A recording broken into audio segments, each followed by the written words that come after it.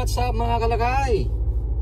Magdi-deliver po tayo ng pahabol na marinated chicken.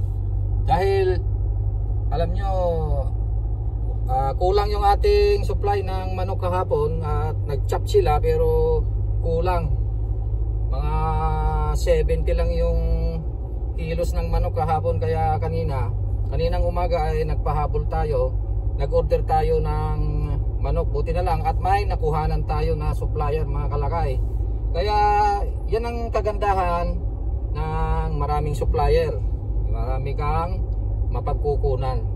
Dahil kung minsan mga kalakay, kahit gaano kalaki pa yung supplier, ay naubusan din ng manok, out of stock.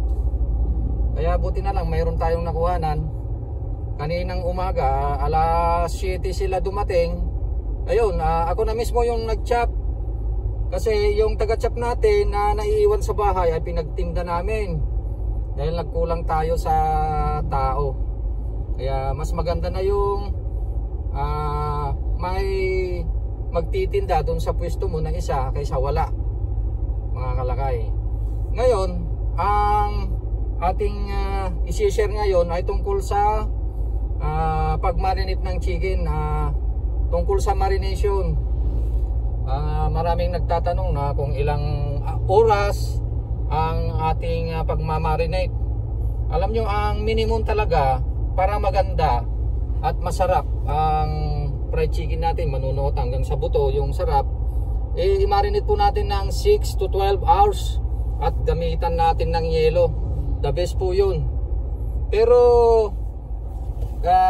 halimbawa, yung nga nangyari, nagkulang tayo, kaya ito tumatawag yung isang vendor natin. Bali dalawa yung tumatawag dahil naubusan na sila. Pagka-chop natin, pagka-chop na-marinate na kaagad, minarinate ko na kaagad. At ang style po dyan ay hindi na natin ginamitan ng yelo. Pero yung asin natin, binawasan natin mga kalakay. Bawasan natin ng konti.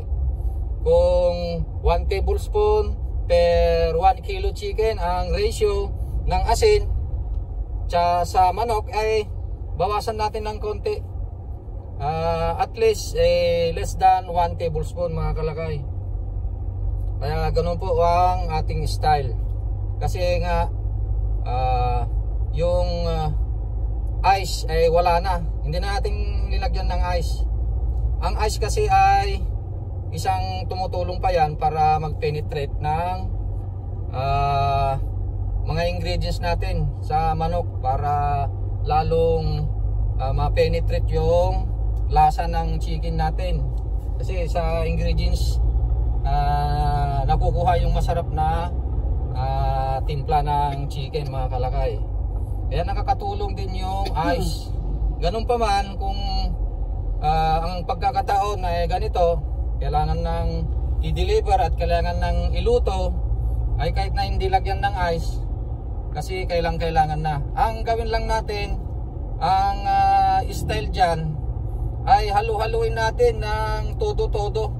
Kumbaga talagang ulit-ulitin mo sa paghalo mga kalakay. Kanina nga medyo nangawit yung kamay ko sa paghalo-halo So mga 40 kilos lang yon. Actually 45 kilos yung pahabol kanina. Medyo nangawit pa ako sa paghalo dahil talagang tinudo-todo ko. Ganun po yung style namin. Pagka nagkukulang kami sa manok, kailangan i-remedyo natin para mabigyan ng supply ng manok yung ating mga taga-tinda. Dahil kung wala na silang mailuluto, tambay na po sila. At kung talagang wala na, tatawag sila na kung wala nang maibibigay, talagang uuwi na sila. Kaya sayang yung isang araw mga kalakay. Kaya ito yung pagmamanage na isang paraan ng magandang pagmamanage, talagang tignan natin kung may supply na manok yung ating mga taga-tinda. Ayan mga kalakay, so papunta na tayo sa isang pwesto natin. Kanina naibigay na natin yung ibang manok doon sa isang pwesto. So itong isang pwesto na lang ang pupuntahan natin mga kalakay. Alright, so let's go!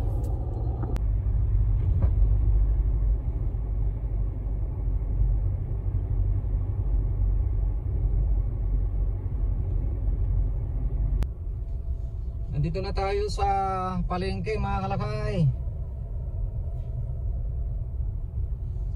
Oops, parang walang katao-tao. Ayan na yung pwesto natin. Yun, wala nang ang display mga kalakay.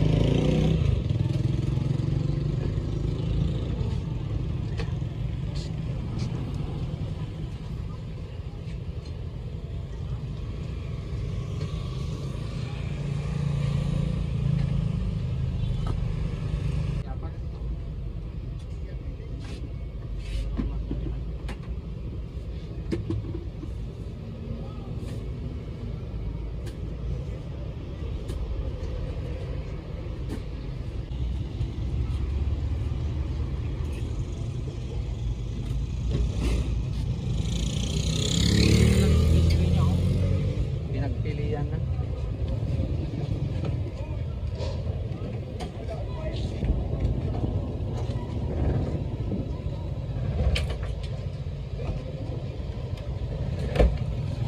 Okay.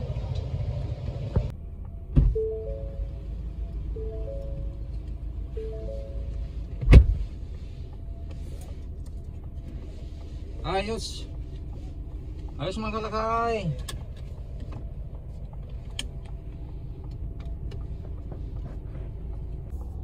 Problem solved. Na-supply na natin ng marinated chicken yung mga vendors natin. Actually, dalawa lang naman yung nagkulang. Kaya okay na okay. So ngayon uwi na tayo dahil yung nagtatrabaho doon. Uwi na tayo. Dahil meron tayong pinapatrabaho doon na gumagawa ng Cart.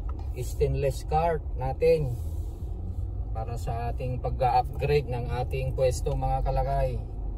So sa ibang vlog ay iba-vlog din natin yung pag-upgrade natin ng pwesto. Yung mga dati na cart natin ay galva lang, pintura lang. Ngayon ay ginagawa na natin puro stainless mga kalakay. Kaya nag-upgrade tayo ng mga pwesto. Stainless para mas malinis. Stainless para mas malinis, sabi ni Kabakat. Yes. Ayan na. Bali nakita nyo mga kalakay, ginagamit natin na pang deliver, pang pahabol itong ating sasakyan.